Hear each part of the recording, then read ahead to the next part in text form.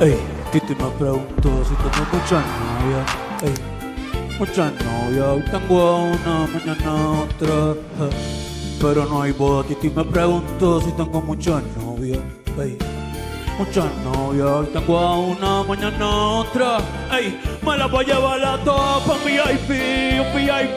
Ey, saludan a Titi, vamos a Titi.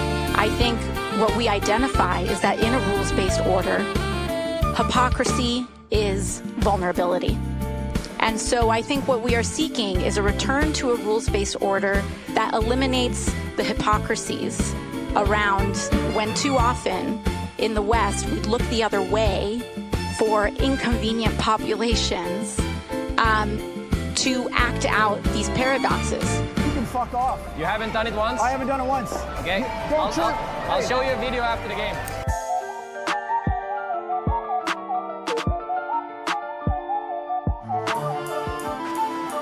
How was that, Judge? Your form is lacking. There's a fault point on Wi-Fi. We'll try harder, Your Honor. See that you do. Form is everything.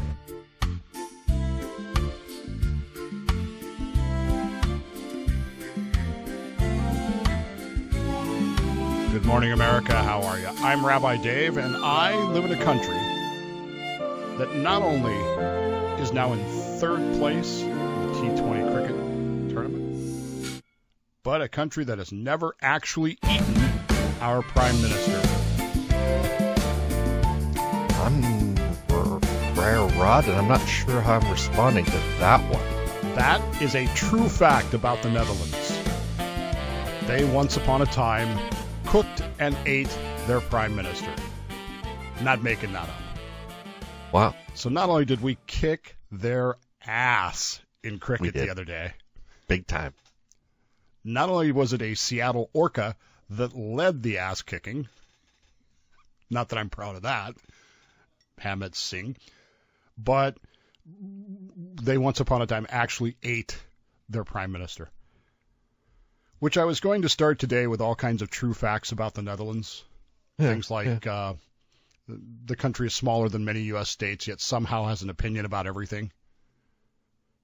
If you complain to if you compliment a Dutch person too much, they'll suspect that you want something.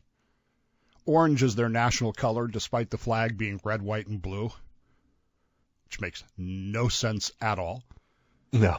So I was going to start with all that because we were celebrating on Thursday the T20 cricket victory for the United States, which, by the way, was not just a victory. And, of course, then we get the negative Nellies out there. Well, the Netherlands isn't really a cricket powerhouse. Well, neither are we. No. So can we not celebrate the fact that we finally won what's that, our second win in T20 cricket and World Cup play? Something like that. Something like that. And of course, then the whole problem with this theory is that I was going to celebrate this today was that we went out and just absolutely blitzed Namibia this morning, too. So we are now technically we're in second place, which would put us into the Super 8s. But here's the problem.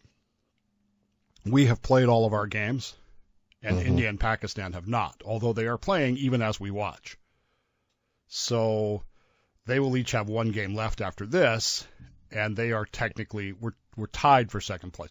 This is like being the New York Jets in week 8 of the season. Technically, we're in second place, but we're still the New York Jets. The likelihood of us making this to the Super 8s is very slim. I mean, incredibly slim. Well, we're in the group of death right Yes, now. we are. But I think a third place finish in a group that has both India and Pakistan in it is nothing to sneeze at. And it's certainly a feather in the cap of U.S. T20 cricket. I mean, there's no two ways about that. So pretty happy. Well, we're moving up, man. We're moving up, especially with Major League Cricket going on, and I think we're going to start developing, and there's minor league cricket too now. Yep. So. And if the draw had gone a little bit differently and we ended up in another group with maybe not India and Pakistan in the same group, which I don't know what the organizers were thinking. Isn't that where you're drawing this thing and you kind of go, maybe we should just pretend that didn't happen? and redraw this, because putting these two in the same group is kind of a well, they hate each other. They hate each other to start with. That's the first thing. But number two, it kind of basically it guarantees the other three teams have no opportunity at all, none, theoretically. So, because one of them is going to win this game, which is probably going to be India.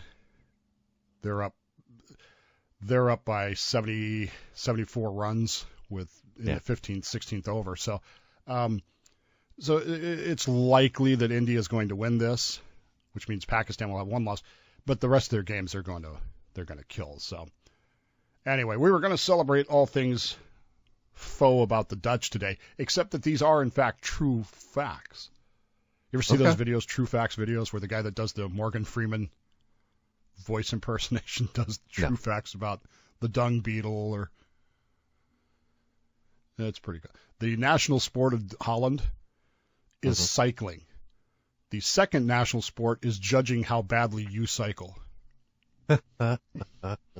So they don't visit the sea. They argue with it, occasionally win. Anyway, a Dutch traffic jam is 4,000 bicycles politely glaring at each other. Their national flower. What's the national flower of the Netherlands? Isn't it tulips? Is the tulip, which they imported from Turkey. That's funny. Very on brand for a former trading empire. So they stole their national symbol from another country. Way to go, Dutch. So anyway, we were going to celebrate all things defeating of the Dutch, and we're gonna take over Greenland, right? Well, that was Denmark, right? Was it Denmark? Denmark owns Greenland, and we did defeat them in the hockey game yesterday. And the cool thing about that game was that we didn't play very well. We didn't play very well at all. Our NHLers just, I don't know, maybe they were drunk or something. I watched the game and then I left thinking, and I came back and it was still going on. It was like, oh, we finally decided the Chukuk, how come I can't say Chukuk brothers? I don't know. Anyway. The two brothers, the Chukuk brothers, just went off in the third period and turned it into a rout, but it wasn't that close. I mean, it wasn't that big. I mean, we were losing at one point. We had to come from behind, which it's a very 1980-ish thing. So, yay us, right? Yeah. So because we defeated Denmark in this, that means we get Greenland, right? That's what that means. Yeah, I think so. By the rules of ancient combat, we now own Greenland. So I was going to talk about all of that, and I was going to transition that into a discussion about history, of course, because I read a fascinating article this week, Rod, about how nonfiction book sales have fallen precipitously, like 25%, 17% or 25%, one of those two numbers is sticking in my head, have fallen over the last 5 years. Nonfiction book sales have just collapsed. In fact, publishers right now are basically telling nonfiction writers, you're going to have to publish yourself because we're not doing it. We're not taking that chance.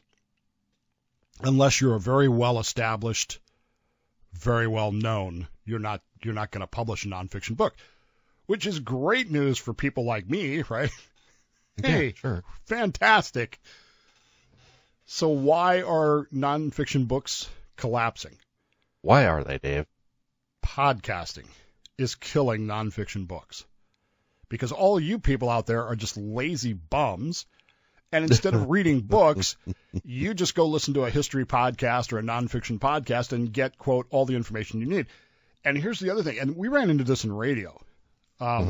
Authors always want to come on a radio show and pitch their book, which sounds great in theory.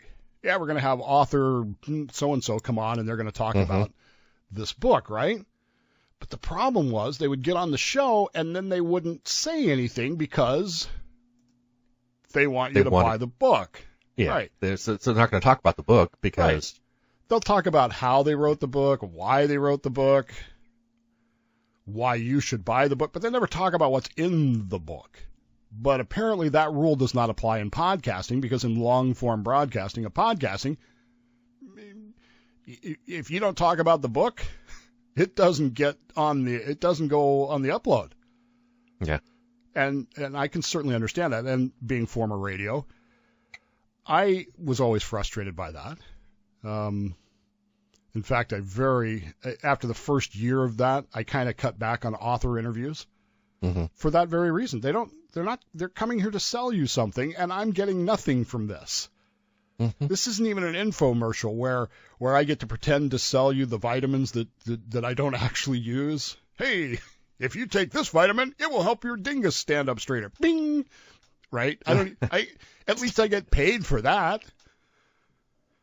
For these author interviews, you don't get paid nothing. So why would you do it?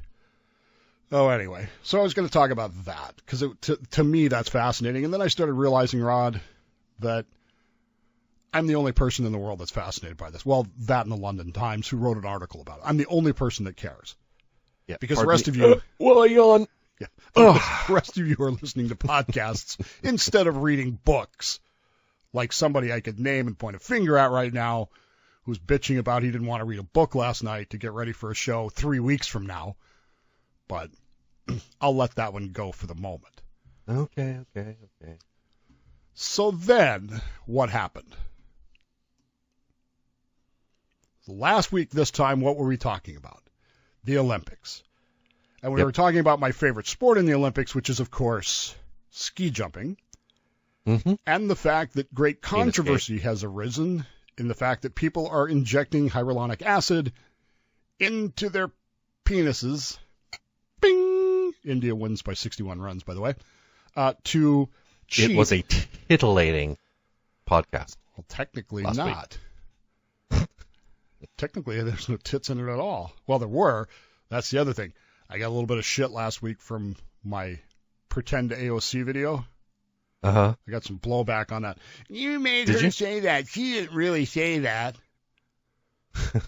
So hopefully you listen to the introduction today, because I don't want to hear your shit about that one, because she did say that one. So anyway. So we were talking about that. And then all hell broke loose at the Olympics. The French, because of course, the French have been caught, ... question mark, cheating at ice dancing. Not cheating at ice dancing, because at one point you just have to say, well, how do you cheat at ice dancing? What do you do? An illegal move? Do you... No. The French have a judge on the panel for the ice dancers who is manipulating the scores. And he's manipulating the scores so that the French couple wins the gold medal. And of course, the problem with numbers is that it becomes very obvious that you're manipulating the numbers very quickly. And I'm not even going to sit here and pretend to tell you I understand it, because what do? They throw out the highest score and the lowest score, and then they average the other scores to get your final score or something like that. And this guy's smart enough to know he doesn't want to be the lowest score, but he doesn't want to be the highest score either. He wants to be the low end of the scores that are accepted to pull everybody else's scores down. Yeah. Which means that he's either looking at the other people's scoring, or they've collaborated, because they're French, to figure it out, and he's, and so literally on the interview stage after the medals were awarded, people were bitching about the French judge cheating, and of course the IOC is like, well, we'll look into it, because that's what you do. Yeah. So there's the French. So a year from now they'll say, yeah, you were right, here's your medal.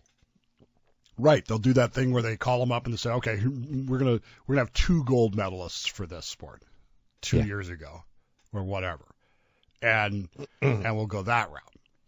This is why I prefer games where they actually keep score, because that way, theoretically at least, you know who won, and there's no judge going, well, his arm slid down half an inch during the dance move, and because his elbow wasn't exactly 90 degrees, I can deduct 0.75 points, right? In a purely judgmental way. Subjective. French. Yeah. Right. That's what I said. In know. games where you score. Yeah, even in games where you score, Dave, though. I mean, Newcastle's game yesterday, the referee was horrible. Okay. Horrible. Completely missed an offside that led to a goal, Aston Villa. Completely called a handball that was clearly inside the penalty box, outside the box. It's just like, it was just horrible. So, folks, he's been going on about this offsides things for 48 hours, and I still don't understand the offsides rule. The offside rule still makes no sense to me. But in games where people score, at least it's legit, right? Or where there's a timing element involved, like the skiers, right? You or the lugers, and I watched the skeleton luge yesterday, and that kind of stuff. And that's insane, man. There's no way I'd go head first down that thing. And I've noticed this year there's a lot of jokes about the two-man luge now, like how that even got started. And then I discovered that Robin Williams was making fun of that 25 years ago. So yeah, I bet they aren't injecting anything. Probably not, or maybe they are. And so when it comes to game with scores, everything should be fine, right? Well, you'd think. Enter the French Canadians, because you know it's the French Canadians doing this. Of course. But of course. The Canadians were caught cheating at curling. Yeah. Let me say that again in case your brain is still going, what? The Canadians were caught cheating at curling. Now, the rule is very clear. You cannot touch the stone. No. The only part of the thing you can touch is the handle. And once you let go of the handle, you can't touch anything. But the Canadians were caught touching the stone and pushing it? I don't understand why. It's baffling. But much like the Pakistanis and their crazy-ass bowlers, apparently this has been going on for a long time. And people in the curling world have had their fill of Canadian cheating. Okay. This is, in the curling world, Rod, and I did not know this is a huge and ongoing deal. The Canadians are known to be dirty French cheating bastards when it comes to curling. And, of course, they're dominating, so what's the IOC going to do about it, you know? They're the most popular sporting team when it comes to curling and blah, blah, blah. So you will notice that this time around, this whole thing blew up because the Swedes, who are not known for being aggressive people, got really upset during their match against Canada, which they lost. And it turned into an on-camera blowout with the Canadians dropping four-letter word bombs and basically getting in the Swedes' face and saying, no, we didn't. With the Swedes reacting oddly if you watched it at first. You were like, if they're so sure they're cheating, why are they backing down? Well, the reason they were backing down is because they had the video evidence and they planned to release it, which they did. Now, here's where it gets really weird. You ready? Sure. That camera view that shows the dirty French Canadians cheating, without a doubt. I mean, they're cheating. They're touching the stone. They can't deny it. It's there. It's on camera. But the Canadians didn't know that. The camera that caught them cheating was set up by the Swedes without telling anybody. And if you speak Swedish and you rewatch the match, you hear them talking about the fact that they're cheating. But don't worry, Magnuson's getting it on camera.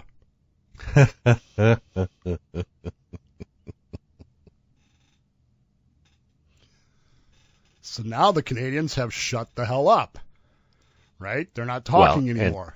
And the Olympic Committee came out and made a statement as to what you can and cannot do. Huge statement saying, referees, watch this because no. And if, for some reason, the whole thing continues to be a problem, well, the Canadians will get penalized from here forth, or anyone else who happens to be doing this, which I don't think anybody else is, because it's curling, for God's sakes. Why would you want to cheat curling? Other than you're French Canadian. Then the story really takes a turn. You ready for this? I'm ready. After it came out that the Canadians were cheating, that the Canadians got caught cheating, that the Canadians tried to bluff their way through it, and then realized, oh shit, we're on video doing it. After all of that, after the IOC issued their statement, the Canadian women's curling team got caught doing the same thing.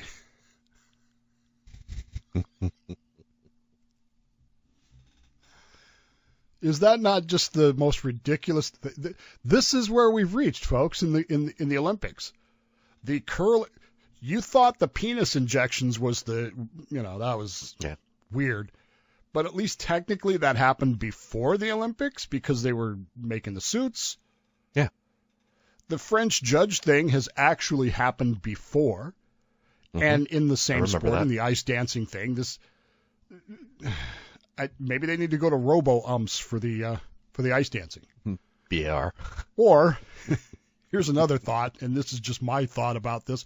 And look, maybe I'm being a Philistine here, but ice dancing probably doesn't need to be in the Olympics. I know it's a radical thought. I know it's crazy. I know it's out there, but let's be serious here. I can't watch the ice skating this year anyway because the dude in the dress is just too weird for me. Johnny Weir. Yeah. So Johnny Weird is more like it. But He's been maybe around for a while. I know, but this year for some reason he's just gone full on. The black evening dress was just too much for me. And the other two people with him just not even. Are we just not going to talk about this? Are we just going to ignore it? Well, was it Tara Lipinski with him? Yeah, I think so. Yeah. Because they're usually together, so she's not going to sing. Okay. At any rate, maybe ice dancing, I know this is radical, just really isn't an Olympic sport. What do you think? No? Maybe? Yeah. WTF at rock.org? Yeah. Drop us a line. Tell us what you think. But it's getting crazy in the sporting world.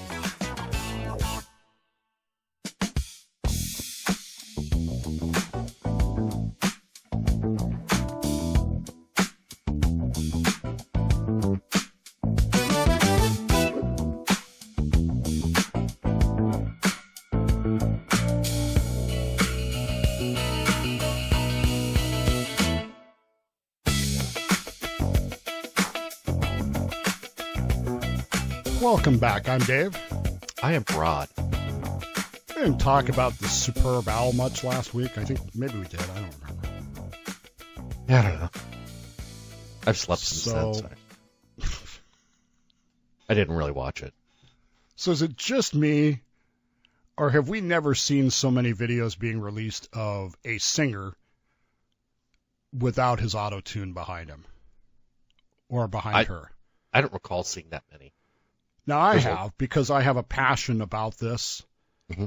I don't want to get on my rant about modern music, but this whole BS about guaranteed human coming from a radio company that plays music on the air, it just baffles me, because that company that I won't name but it rhymes with iHeart, knows that the music that they're playing is not real. Mm-hmm.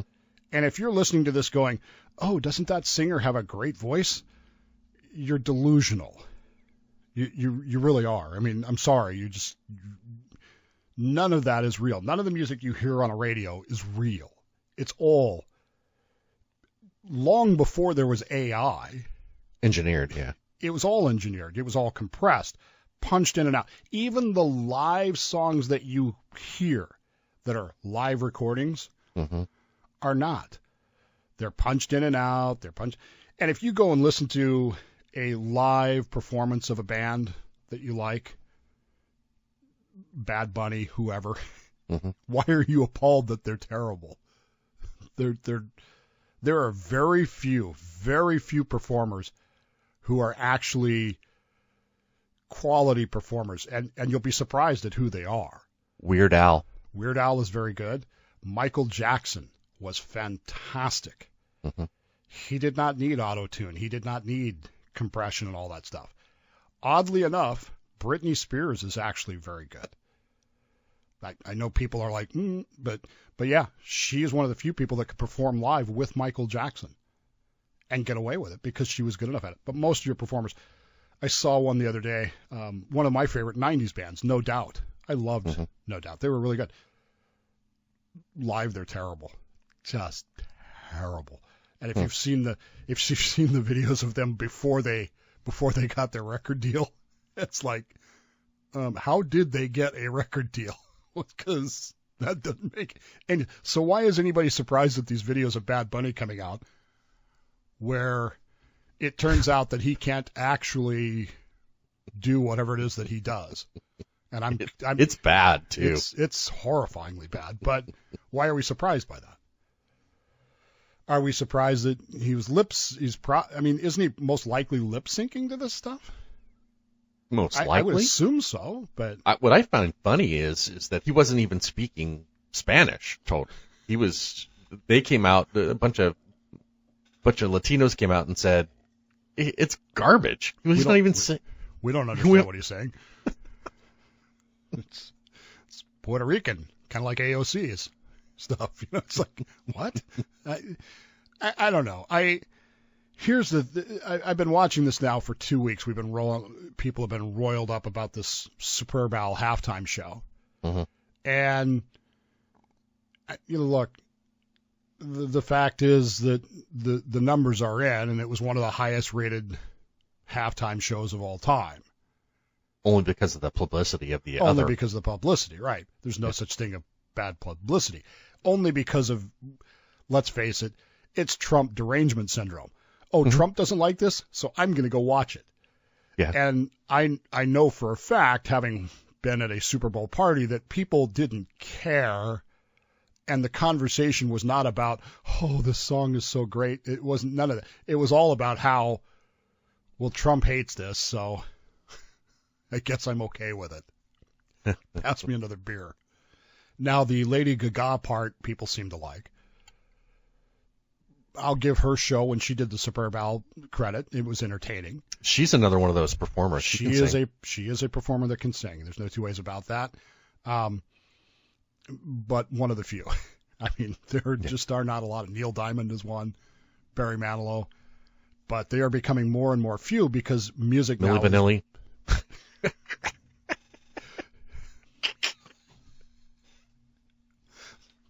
Sorry, that caught me completely off guard. Yeah.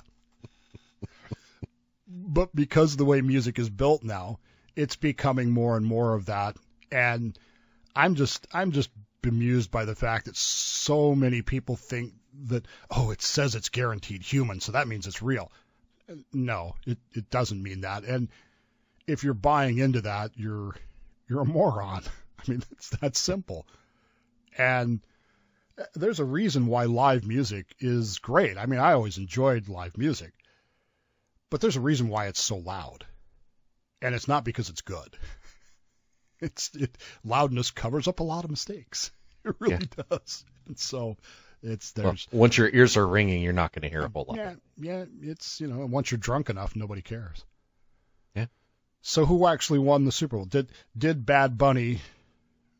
Now, I understand. My understanding is that since that show, he has stripped his social media and basically gone to ground. I don't know if that's true or not, but I read that. No idea. I don't either because I never followed him, but it seems like his reaction to the whole thing and his reaction to the reaction to it has not been, it's not been celebratory. He's not out there talking about what a great job he did and how wonderful it was and what a superb owl experience it was. I just know people liked my meme that I sent around with the original. Now this is a Bad Bunny, the Rabbit of Kyr. They did. They did like that. I don't know. I'm weirded out by the whole thing. But it gets me wondering about stuff. It's stuff like, where do you go from there? Where do you? The Netherlands is so flat that if you drop your phone, you can watch it slide into Belgium. Going Dutch isn't cheap. It's just fiscal clarity with a side of math. True facts about the Dutch, sorry. Has Bad Bunny ever performed in Holland? I don't know. I don't know either.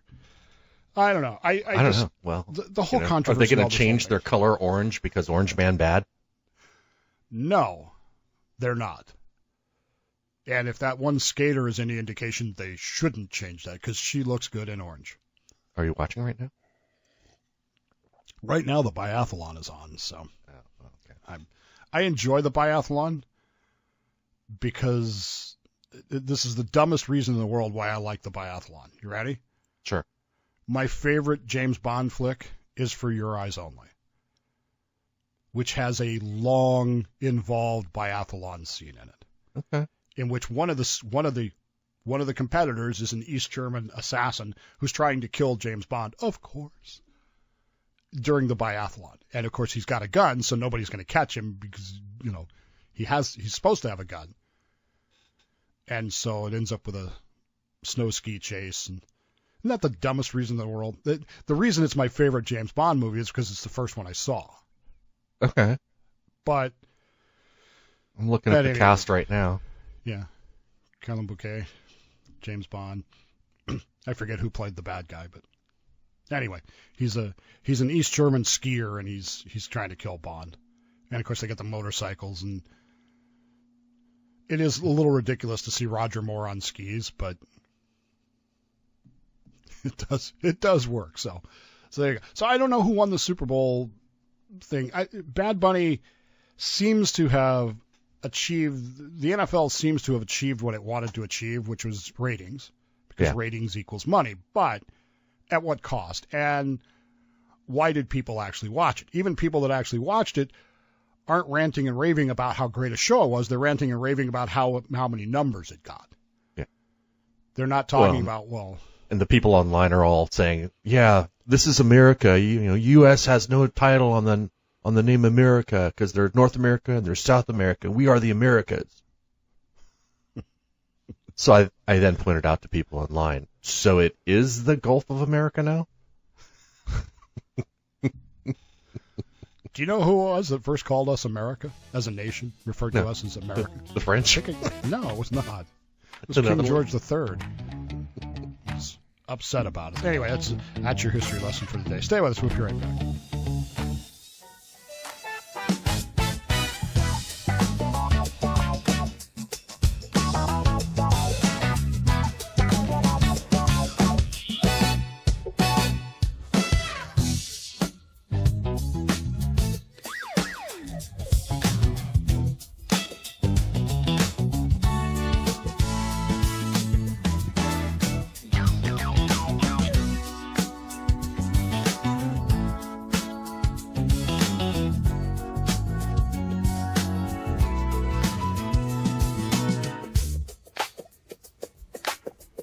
Welcome back. I'm Dave. I'm Rod.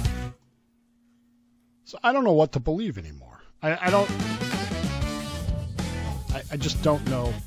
Everything now is potentially AI. As I said, I got a little bit of blowback, not a lot, just a couple of people who were upset because last week, if you watch the video version of the show, I inserted into the opening a pretend video of a certain congresswoman who we adore.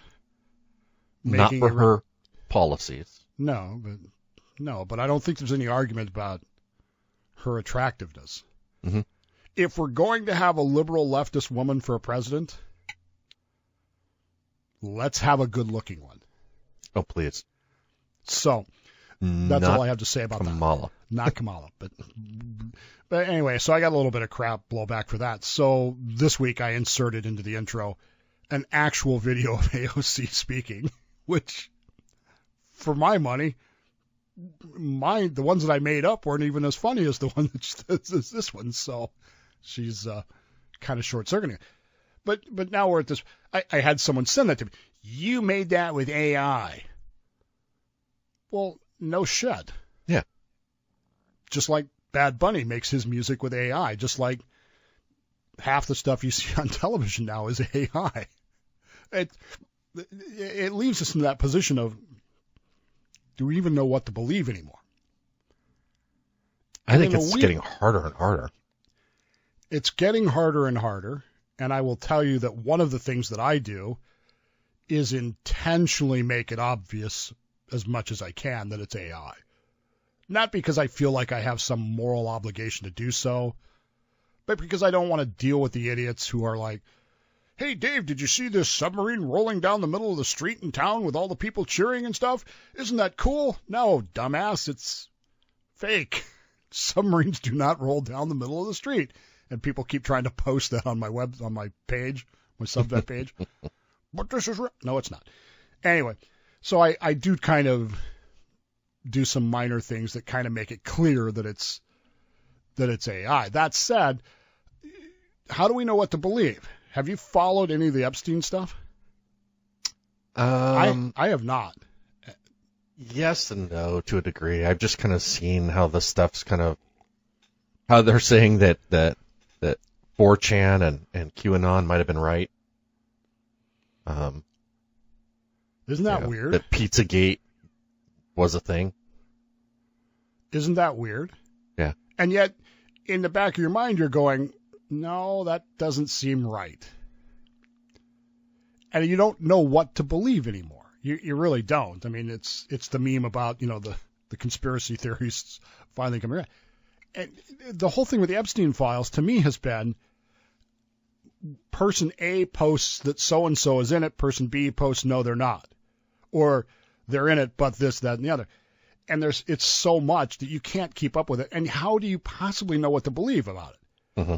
And then you have the added element of, how do I know what you posted is real? In other words, you post a picture of an email that says, I'm coming to your party or whatever. How do I know that? Dude, I can make up an image of an email and put anybody's name on it I want. It's pretty easy. It's not just easy. It's ridiculously easy. Yeah. Fishers do it all the time. Yeah. Nigerian princes. French Canadians. French Canadians. So how do we even know what to believe about all this? And then you roll from that into this, I hate the name, the Savannah Guthrie story. Mm-hmm. The story is not, how did the story become about Savannah Guthrie and not Nancy Guthrie?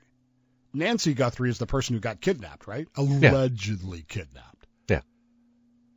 But the whole story is about Savannah Guthrie. Well, she's front and foremost on the cameras, always saying that, hey, we're going to, tell us what your ransom is and we'll pay it. Right. But until this week, and maybe I'm just, okay, granted, I'm older. When I get up in the morning to watch television, I either watch the football show, about football, or I watch, MLB Network, or I watch my local news because I want the traffic reports and weather reports. I have never in my life watched the Today Show, ever. And until last week, I had no idea who Savannah Guthrie was. Mm-hmm. Never heard of her. I had heard of her, but Now we're finding out that the reason I hadn't heard of her is because she wasn't on the show for some time. And I'm not clear on how much that time was.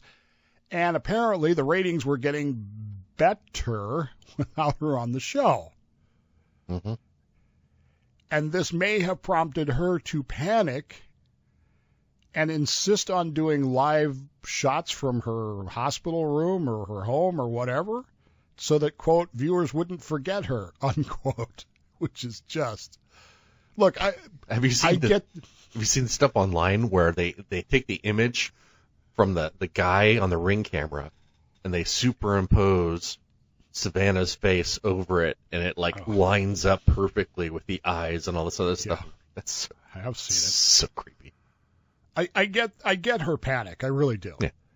Once upon a time, I was a top-rated radio talk show host in my market.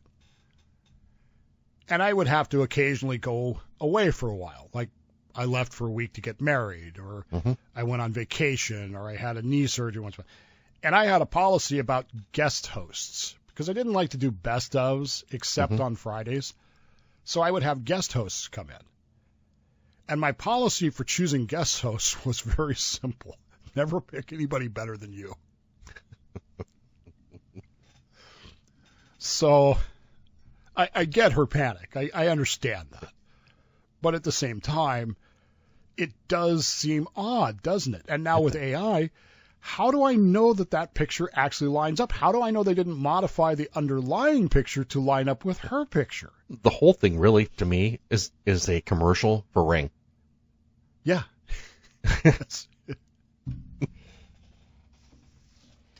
My daughter sent me one a year ago. And I'm like I have the skills to actually install that. It's not hard. Like I have the time to actually install that. Just don't put the wires in your mouth. Yeah, well, I wouldn't do that anyway. So it raises the question about this AI thing. How do we know what is and is not legit? And this Guthrie story, which we're now well into the second week of, we still don't know. No. And I went online this morning to say, okay, what's the latest updates on the Savannah Guthrie story? And the latest updates are, well, the bunch of police went out last night and didn't arrest anybody. Huh. So what does that mean? I'm baffled by this whole thing. I'm baffled why that cord is in the way of the camera there. It's driving me nuts. But anyway, it's not even on the top of the page for the Daily Mail, so it's halfway down. Do we believe that Nancy Guthrie was kidnapped? I don't know. Maybe she was murdered and then they just took her body away. Well, see, that's my assumption, is that she's already dead. That's my assumption. I have no evidence to produce that. If the FBI is listening, I have no reason to believe that. I just do. Well, and apparently she was on medications that she needs, and she hasn't had them for 2 weeks, so depending on what the meds were, that could be very problematic. So now we're back to motivations, and who had the motivation? Who benefits from this? Is Savannah Guthrie back on the Today Show? Is she doing the Today Show now? No. But her name is still in the news every single day. But how do you come back from this? I mean, there are only certain possibilities here. Either your mother is already dead, in which case, when everything is said and done, why would you want to go back on the Today Show? Yeah. Maybe one episode, but are you really going to want to do that? Or somehow or another she's involved with this, in which case you're not going to be able to go back on the Today Show because you're going to be in Club Fed somewhere. I have no idea. I'm waiting for them to catch an illegal immigrant that caused this. Yeah. That wouldn't surprise me. Of course, you can hire one down at Home Depot and maybe they'll have a driver's license. I don't know. We'll see what happens. I don't know what to believe anymore. I do know that AI has made all of this news story stuff so bizarre that you don't know really what to believe anymore. For all I know, watching the Olympics, watching these biathlon skiers ski by, number one, I already know that that's delayed. It happened 12 hours ago. Mm-hmm. So already it's fake-ish, kind of. I mean, I already know the results. Yeah. Or I could know the results if I actually cared. So why do I need to watch it? And yet here I am glued to it because... What? Because of James Bond. It's really the only reason. I mean, seriously, what's exciting that's going to happen in the biathlon? Is there going to be a big pile up in the last turn? Is one of them going to go nuts and shoot the other people? I mean, I don't know. So I don't know what to believe. What I do know is that one of the great challenges right now on social media is the caricature. Have you seen this?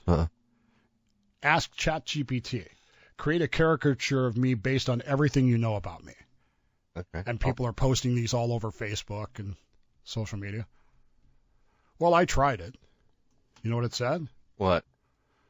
We're so sorry, but the image we created may violate our guardrails concerning similarity to third-party content.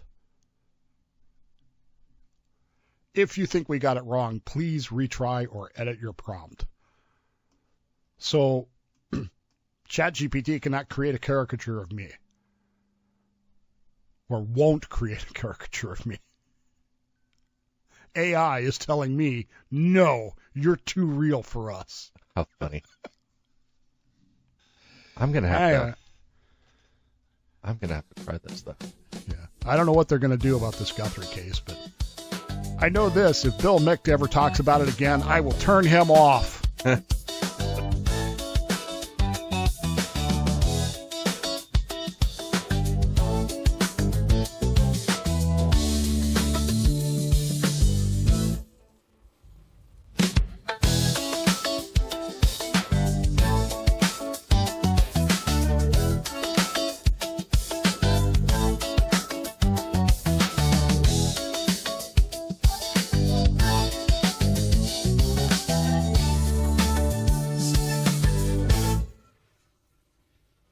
Welcome back. I'm Rabbi Dave. I am Friar Rod, and I'll be here next week. You will be here next week. I will be here next week. Huzzah. He will not be in Georgia next week. He will be here or there. I will be in Georgia following. But... Well, there you go. Yeah. So we'll try and record. Maybe I can try and record, or no? We can. I'll have my tablet, so we're gonna have to do it on the tablet. Oh, you mean when you're in Georgia? Yeah, you don't yeah. mean next week? No. Next week I'll be here. Okay. Don't know what's going to be in the news. Have no clue. Will you have your ID with you? I will. Can you get an ID? Are you good to go on that? Yeah, I'm good. Have you ever heard so much ridiculousness in your life about this whole ID thing? I have not. It's really bad. I love the lists of things that you have to have an ID for. Right. And then the one thing you don't have to have an ID for is voting. Well, not only do you have that list, but then you have this whole ridiculous argument from people like AOC and others explaining to us that these people, some people, they never say who, can't get an ID to vote. And I'm baffled by that. I mean, the latest one, of course, was the women. This is unfair to women because women change their names. So they won't be able to get an ID to vote because they changed their name and their name isn't the same as on their birth certificate now, which they needed to get the ID. Do they have to have their birth certificate to get their name changed? I don't know. I've never... I mean, I married a woman who tried to get a California driver's license once upon a time. And that was an adventure because they kept... I swear to God, she had to go back like 4 times. Because they kept screwing it up. They'd put her maiden name on, then they'd put her first married name on. Then they'd put my last name on, but they'd change her first name or something. And it was just like, can you people not actually read? Parlez-vous anglais? I mean, it was insane, but she has a driver's license and it has her name on it. So I don't know. So, of course, now people are asking these questions about, well, who are these people that can't get IDs? You have to have your to birth vote? certificate in order to change your name. Right. Well, I mean, that kind of makes sense. Yeah. I've been chasing birth certificates for my grandparents for the last few days. So I'm trying to join the Sons of the American Revolution. Okay. Because as it turns out, I have multiple, well, I thought I had one, but as it turns out, I have at least 5 ancestors who were Revolutionary War. How are you finding that out? Because Ancestry doesn't have record of mine participating. Well, when I first submitted my application, I started getting emails from people saying, are you related to this person, this person? They're sending me all this stuff. So that's how I'm doing. The problem is, this is what I discussed. Never try to figure out who your family is, because you're going to be disappointed. As excited as I am that one of my my 7, whatever, great-grandfathers was a captain in the Continental Army, as excited as I am about that, I also discovered that he's a very wealthy guy who owned multiple slaves and plantations in North Carolina later on. And, there you go. But as it turns out, my grandfather, who I knew very well, used to refer to himself as the black sheep of the family. Okay. And I always thought, well, that's one of those phrases that people use. Oh, I'm the black sheep. They don't really mean that, right? They don't really mean that they were ostracized or anything like that. Well, it turns out in his case, he really does mean that. So there is literally no record of his mother and his father, who we know. My father knew his grandfather, my great-grandfather, very well, loved him, but there's no record of them ever actually getting married. Wow. And in fact, he had 3 other wives along the way, not Mormon type stuff. I mean, so it appears that he may actually have been a black sheep kind of out of wedlock sort of thing, but I can't prove it yet. So anyway, so I've been chasing all this stuff down. So when it comes to these ID stuff, it's kind of like, well, who are these people who can't get IDs? Even my grandfather, who was born probably out of wedlock, can't prove that yet, but I'm working on it, has a birth certificate that shows his name, where he was born, who his parents were, stuff like that. He has that. Had that. He's long since passed on. But who are these people that can't get these IDs? You just have to go to your birth county and ask for it. And fork over $15 in most cases. Yeah. But why do they never answer that question? Who exactly? Where is the camera? Where's the news crew going out to somebody and go, why you are not able to vote because you couldn't get an ID? And putting a camera in their face and saying, why couldn't you get an ID? As they light up a cigarette while holding a beer. Yeah.